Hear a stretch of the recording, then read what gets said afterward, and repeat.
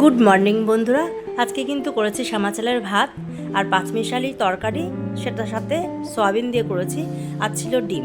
এই ছিল আজকে আমাদের দুপুরের খাবার। আর দেখো চারিদিকে ইলেকট্রিক সব খোলা রয়েছে, একটু কাজ চলছে, তাই জন্য বিকালবেলা ওগুলো আবার কিনতে বেরিয়ে যাব। তো একটা কথা বলি, একটা মেয়ে যখন শ্বশুরবাড়িতে যায় সেখানে যে মূল কাণ্ডারি থাকে আর কি, তো বেশিরভাগ আমরা সবাই জানি শাশুড়ি সব কিছু পরিচালনা করে আর কি।